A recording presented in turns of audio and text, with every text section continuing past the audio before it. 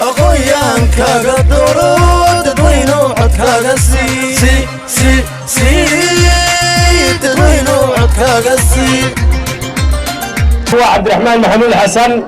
وحان شرحنا قراءة وكيلة جمهورية سوماليلاند وحان كشرحنا قبل كساحل على مدى إننا قلوب كمعنيس وحوية وشمع أقوانتا wuxuu waliba astaan u yahay samirka ayuu astaan u yahay sababtoo ah ninkii leydhka sameeyey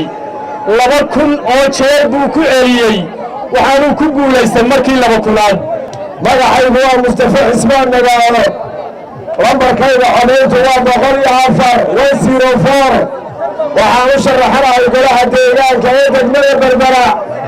waxaan ka sharaxanahay xisbiga cadaaladda iyo daryeelka dalkeena soddonkii sanadood u dambeysay magaalada Berbera